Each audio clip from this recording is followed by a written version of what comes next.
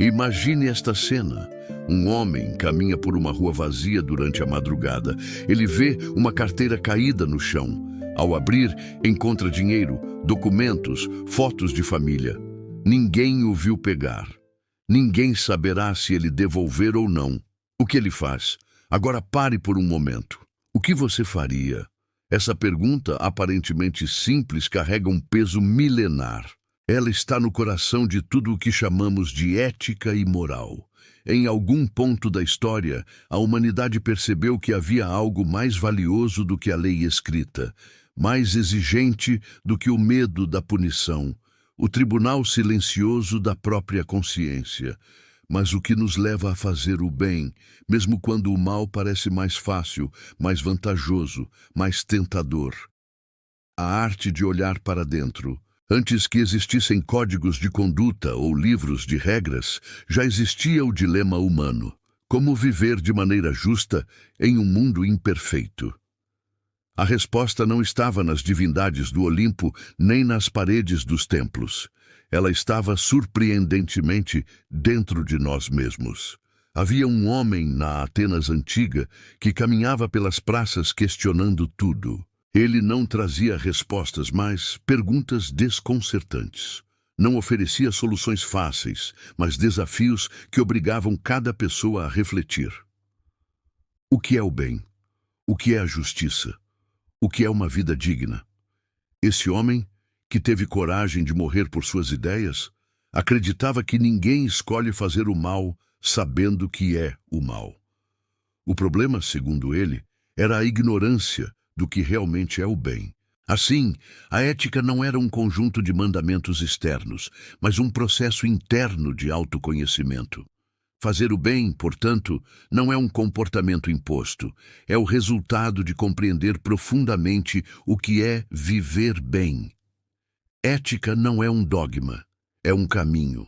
Na nossa cultura atual, ética virou sinônimo de cartilha corporativa ou de discursos políticos vazios. Mas em sua essência, ela é muito mais radical. A ética é o movimento constante de alguém que tenta viver de forma coerente consigo mesmo. É a luta silenciosa entre o que podemos fazer e o que devemos fazer. Moral é aquilo que aprendemos com nossos pais, nossa sociedade, nossa cultura. Ética, por outro lado, é a capacidade de questionar aquilo que aprendemos. Quando a moral se acomoda, a ética provoca. Quando a moral adormece, a ética cutuca. Ela é a consciência ativa, desperta, inquieta, e isso exige coragem. Porque fazer o certo, muitas vezes, é nadar contra a corrente, é ser mal interpretado, é perder vantagens, é escolher o difícil quando o fácil está à mão. O julgamento que importa. Num mundo onde tudo parece estar sendo vigiado pelas câmeras, pelos algoritmos, pelas redes sociais, talvez a pergunta mais filosófica do nosso tempo seja: o que fazemos quando ninguém está olhando? Essa é a medida verdadeira do caráter. A ética não é um espetáculo. Ela não se sustenta na aprovação alheia, nem no medo da punição. Ela vive na decisão silenciosa de não trapacear, de não mentir, de não passar por cima de ninguém, mesmo quando seria fácil ou até esperado fazer isso. A ética verdadeira se revela na solidão de uma escolha honesta. Viver é praticar perguntas. Uma vida ética não é uma vida de certezas absolutas. É uma vida cheia de dúvidas honestas. A pessoa ética não é a que acha que sempre sabe o que é certo, mas aquela que está sempre disposta a refletir sobre isso. E a ética, para ser real, precisa sair da teoria e entrar na vida comum. Está na forma como tratamos quem não pode nos retribuir, no modo como agimos com quem não tem poder sobre nós, no cuidado com a palavra dita, no silêncio diante do erro alheio, na capacidade de pedir desculpas, de mudar de ideia, de reconhecer a própria ignorância. A revolução silenciosa. Não existe ética sem escuta, sem diálogo, sem abertura. E talvez essa seja a maior lição que herdamos do passado: o valor de parar e perguntar, de não aceitar o mundo como ele é, mas de tentar ver como ele poderia ser. É por isso que a ética é revolucionária, não por destruir sistemas, mas por mudar pessoas.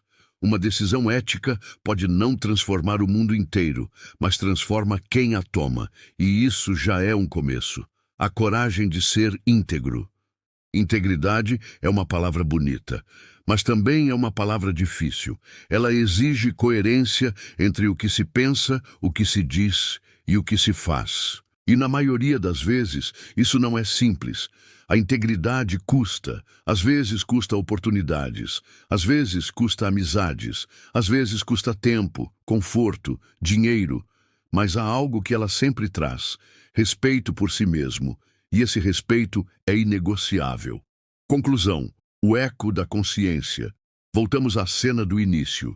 O homem, sozinho, encontra a carteira no chão. Ninguém viu, ninguém verá, mas alguém sempre saberá, ele mesmo. Nesse instante, o mundo para. Não há polícia, nem câmeras, nem juízes. Só há uma pessoa diante da própria escolha. Essa é a essência da ética. Não é sobre leis. Não é sobre religião, é sobre quem escolhemos ser quando tudo o que temos é a nossa consciência como companhia.